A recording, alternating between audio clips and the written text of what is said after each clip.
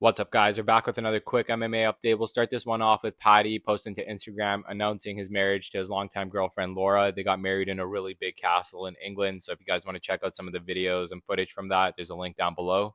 Next up, we got Israel Adesanya and Volkanovski being the first professional athletes to sign with Prime. That's Logan Paul and KSI's drink. Just a few days ago, some videos came out of Logan Paul wrestling with Izzy and Volkanovski. Now he got them signed to Prime, and they've had their Prime logo on the Octagon mat for a few events now, so it looks like they're doing really well. Let me know what you guys think about that.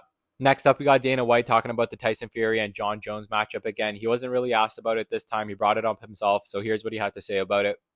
We all know if Jon Jones boxed Tyson Fury wins. All these boxing guys want to talk about this and keep it in the ring. I'm telling Tyson Fury, who I respect very much, if you really want to find out who the baddest man on the planet is, I will make that fight. I'll make Jon Jones versus Tyson Fury in the Octagon, and we'll figure it out. We figured out how to pay Floyd. We'll figure out how to pay you too, Tyson.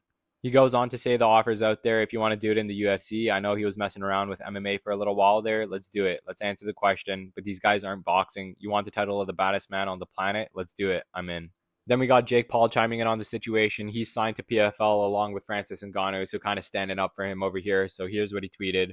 Wasn't Dana the same person that said, if I'm Jon Jones watching Francis Ngannou, I'm moving to 185? Yes, he 100% was. So Francis is the baddest man on the planet. Dana confirmed that when he controlled Francis. Dana sits there talking about, I don't do gimmick fights. That's not what we do over here. Then announces an arbitrary belt to try and steal away attention from Francis joining PFL and now desperate trying to book Tyson Fury to come into the cage. And you didn't pay Floyd, you paid Connor. Then he followed up with this tweet. Jon Jones and Francis Ngannou are both amazing athletes, but some would have you believe differently depending on what narrative they need to push and who they are negotiating against. I'm still hopeful we can find a way to get them in the cage together. For our last update, we just got some reactions from UFC Vegas 74. Yesterday, a lot of people thought Kai Kara-France got robbed. Most of the MMA community did, so let's check out some of these reactions. Saul Jermaine says, what a beautiful fight. I felt like I was watching a movie or reading a book from the beginning of the story until the end. This is why we love this sport. Israel Adesanya tweeted a bunch of things. Here's one of them. I tweeted that before even seeing the scorecards because I knew them two will F it up. How many times will they rob athletes of their moments of glory, if their money, their livelihood, for their family? F them. They need to expire quickly and go. Mike Bell was the only judge to score this properly. The other two need to disappear. Followed up with this. Start interviewing the judges after the fights. Hold them accountable for their work.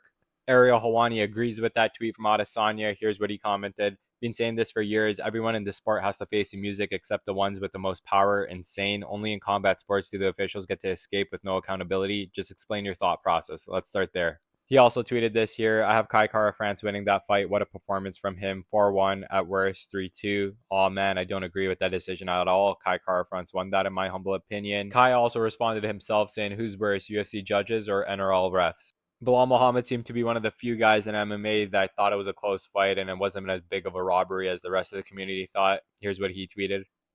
There wasn't more damage from Kai. It was close. Relax, haters. Even Max Holloway chimed in saying, please stop with don't leave it to the judges. Y'all look like this with that SpongeBob meme at the bottom. So those are all the updates we got for today. Make sure to comment your reactions to that fight down below. If you want quick MMA news like this, make sure to follow along. Hope to see you guys in the next video.